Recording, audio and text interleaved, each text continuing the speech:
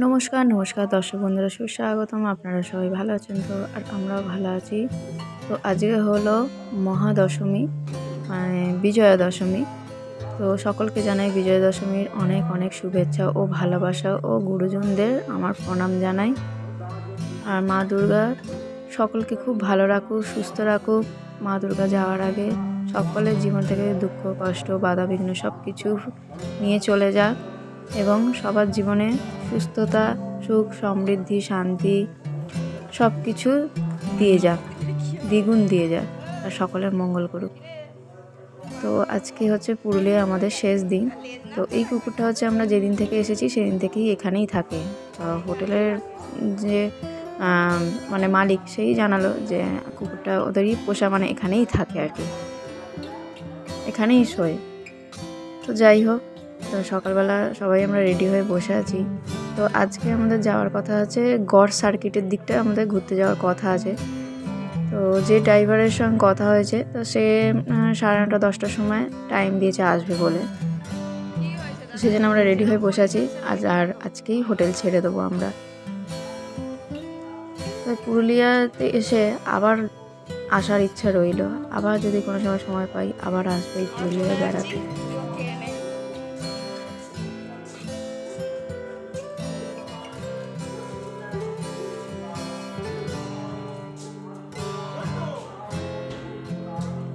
আমার বর যেখানেই যায় কুকুর দেখতে পেলেই তাদেরকে বিস্কুট খাওয়াতে শুরু করে দেয়। তো এখানেও তার ব্যতিক্রম হয়নি। আর আকাশে খুব মেঘলাও করেছে দেখতে পাচ্ছি। বৃষ্টি না হয়, বৃষ্টি হলে খুব অসুবিধা হয়ে যাবে।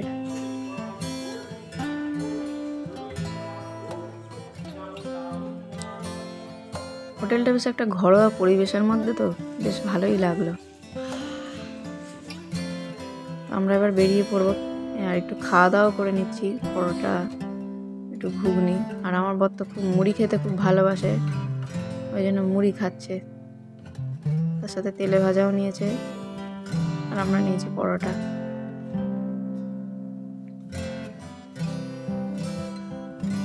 তো আমরা খাচ্ছি। এবার খেতে খেতে একটা জিনিস জানতে পারলাম যে যে ড্রাইভারের সঙ্গে আমরা কন্ট্যাক্ট করেছিলাম ওই গড় সার্কিটটা ঘুরতে যাওয়ার জন্যে, তো সেই ড্রাইভারকে নাকি এখন পাওয়া যাচ্ছে না। সেটা তার কোনো কারণে প্রবলেম হয়ে গেছে। আর এদিকে এবার কখন পাওয়া যাবে জানি না, আমরা বসে বসে অপেক্ষা করছি গাড়ির জন্য আর গাড়ির ড্রাইভারের জন্যে। আর এই হোটেলে ওলার মালিকই মানে খোঁজটা দিয়েছিল। আর এদিকে আমি এই সুযোগে বসে থাকতে থাকতে, যেহেতু অনেকটা দেরিতেই গাড়িটা পেয়েছি জানেন তো, মানে আমি যেই হোটেলেই থাকতাম আমরা, সেই হোটেলেরই লাস্টে গাড়ি ড্রাইভারকে কন্ট্যাক্ট করা হলো। মানে যার সঙ্গে আগে কথা হয়েছিল তাকে তো পাওয়া গেল না, সে তো আসতে পারলো না। এবার আমাদেরও তো বসে বসে দেরি হয়ে যাচ্ছে, সময়ও কম হাতে। এবার ঘুরেই আজকেই আবার ট্রেনে করে বাড়ি যাব।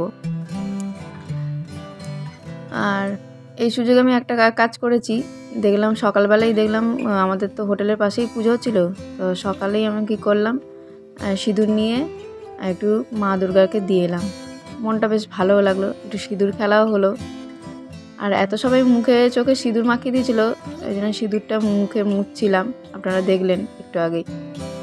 তো এখন আমরা অনেক কষ্টে গাড়ি তো পেয়েছি, গাড়ির ড্রাইভারও পেয়েছি, মানে অন্য গাড়ির ড্রাইভার, অন্য গাড়ি।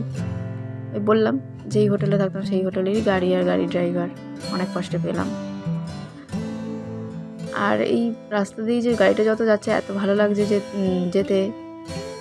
আর পাহাড়গুলো আমাদের সঙ্গে সঙ্গে যেন যাচ্ছে, এত ভালো লাগছে। আমরা সমতলে বাস করি, তো এই পাহাড় দেখলেই আমাদের মনে হয় যে একটা বিরাট কিছু আমরা দেখেছি, মানে একটা দারুণ সুন্দর জিনিস যেন আমরা দেখছি বা উপভোগ করছি। কত সুন্দর লাগছে দেখুন। তবে আমার মনে হয় না প্রথমেই জয়চণ্ডী বলে যে পাহাড়টা, সেখানে আর মনে হয় না যাওয়া হবে। আর এখন এইটা চলে এসেছি আমরা গড় পঞ্চকোটে রাজবংশের রাজাদের তৈরি এই পঞ্চকোট। এখানে রাধা কৃষ্ণের মন্দির, এই মন্দিরটা। তারপর তার আশপাশেই অনেক দোকান আছে, দোকান থেকে কিছু কেনাকাটাও করে নিয়েছি। কী কেনাকাটা করেছি সেটা পরে আপনাদের দেখাবো। তারপরেই চলে এলাম, এটা বরন্তী লেক। এইটা হলো বরন্তী লেক, জায়গাটার নামই বরন্তী। এই বরন্তী লেকে মানে সানসেট সানসেটটা খুব ভালো দেখতে পাওয়া যায়, কিন্তু এই যে মেঘলা থাকার কারণে বৃষ্টি হচ্ছে দেখতেই পাচ্ছেন, যার জন্য সানসেটটা আমরা দেখতে পেলাম না। আর এখানে আবার রাস্তা দিয়ে আস্তে আস্তে এইরকম আদিবাসী কিছু লোক আর এরকম ছেলেমেয়েরা মানে গাড়ি ঘিরে ধরে, মানে ওদেরকে কিছু টাকা দিয়ে দিলে ওরা ছেড়ে দেয়, মানে এটাও একটা বলতে পারেন অলিখিত টোল ট্যাক্স বলা যায়। তো আমাদের ড্রাইভারকে বলতে ড্রাইভার বললো ওরা এরকম এই দুর্গা পুজো শুরু হওয়া থেকে একদম কার্তিক মাস পর্যন্তই নাকি ওরা এরকম বেরোয় এরকম পয়সা নিতে।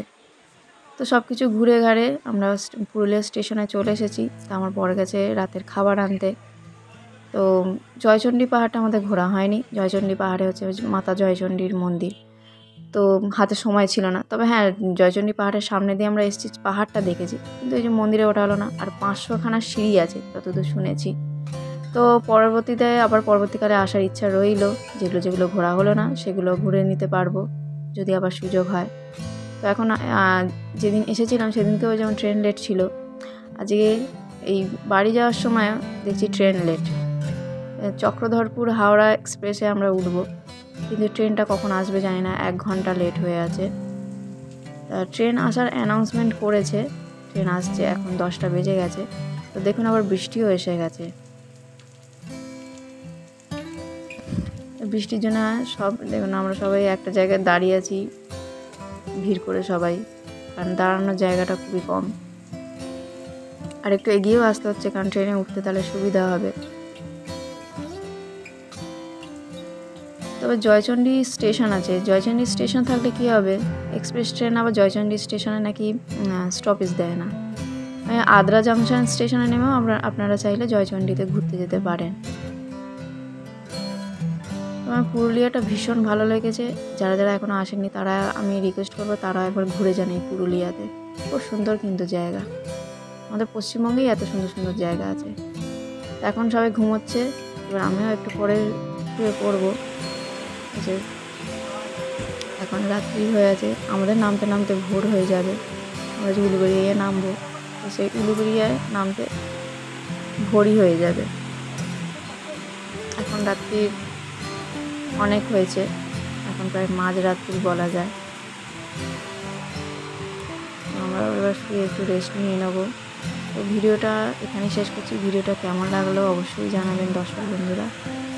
তো বন্ধুরা, ভিডিওটি ভালো লাগলে লাইক, কমেন্ট, শেয়ার, সাবস্ক্রাইব করবেন আর নোটিফিকেশন পাওয়ার জন্য বেল বাটনটা প্রেস করে দেবেন। Thank you.